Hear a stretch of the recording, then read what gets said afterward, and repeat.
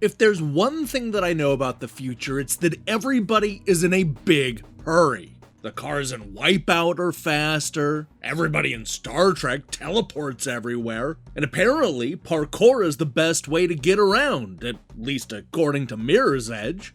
Hell, it's not like Ridley Scott called his movie Blade Walker. Rooftop Renegade is the newest example of this speedy phenomenon. It's a game where you run and slide through a futuristic city full of obstacles and dangers.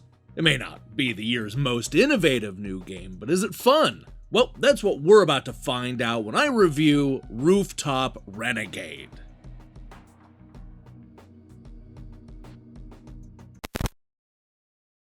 This is the story of Svetlana, a hoverboarding outlaw with a new pair of Chrono-Kicks and a rebellious attitude. You see, those are special shoes that allow her to speed over rooftops and grind on all kinds of railings. These Chrono-Kicks also give her the ability to literally portal through time, thwarting the plans of the evil Globacorp and stealing all of their time crystals and then escaping into the future. Or the past. Who knows?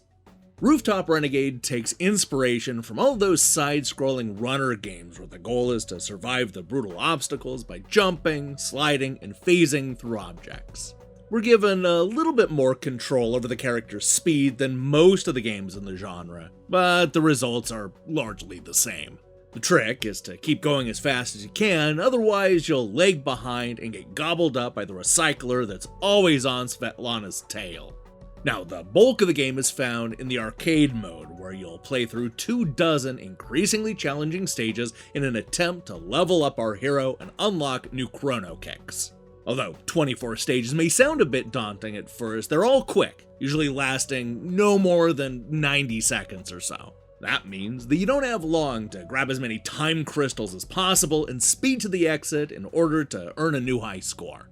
Hey wait, didn't I just say something about unlocking new Chrono-Kicks? That's right, as Svetlana levels up, she'll earn new pairs of upgraded shoes that'll give her new skills and abilities. For example, she'll be able to phase through objects or jump up to another level or railing. What's cool about these new kicks is that we're able to return to the previous levels in order to earn new high scores with our expanded abilities. This also gives you some incentive to keep on earning experience points and leveling up, as there are a whole bunch of new shoes and new abilities to earn.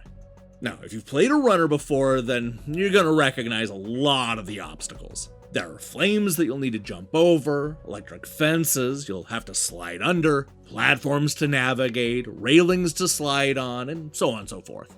Where the game deviates is in its multi-layered approach, giving the player a bunch of different paths and options to navigate each level. These stages aren't as linear as they first appear, and sometimes you'll have to play through them a few times in order to find the best path to get the most time crystals. Beyond the arcade mode, Rooftop Renegade also offers a generator mode where you can create a never-ending selection of randomly constructed stages. This is a cool idea, but the stages, well, they're just not dramatically different from what we saw in the arcade playthrough.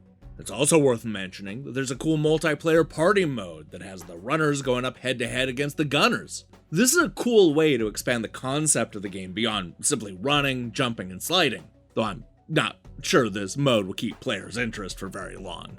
And that's a problem that lingers throughout all of the modes found in Rooftop Renegade. No matter how you play the game, it quickly becomes boring and repetitive.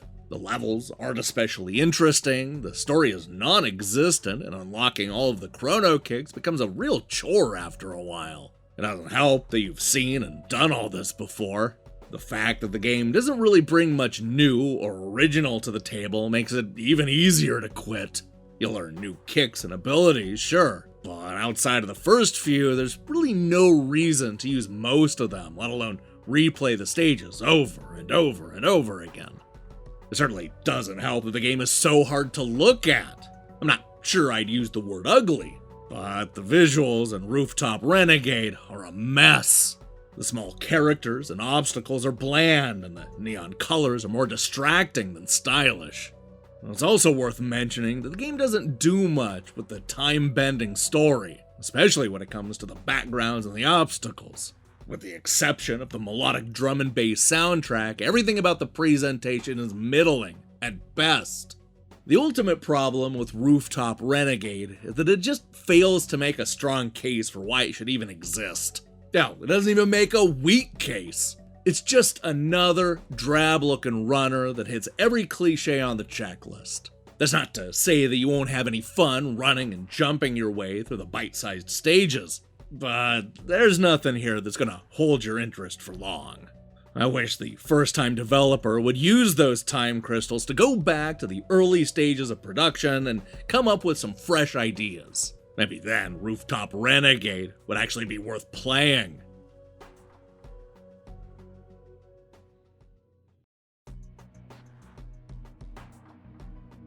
Familiar and fun in short bursts, that's the best way to describe Rooftop Renegade. A rebellious setup is squandered to give us yet another repetitive runner that plows all too familiar ground. While the gameplay is solid, and I did like the unlockable Chrono-Kicks, there's little here to keep you invested long enough to earn the more powerful shoes. Throw in bland graphics and a story mode that just abruptly ends, and you have yourself a side-scroller that makes both time travel and the future seem lame. Who knew that was even possible? Hey, thanks for watching our review.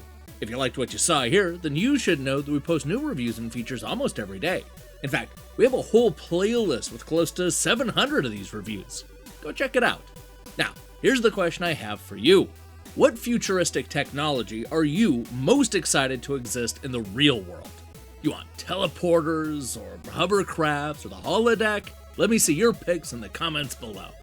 In other news, this is going to be a week filled with reviews, including my take on that new Wonder Boy collection, Temple of Starlight, and Hitman World of Assassination. Oh, so many assassinations.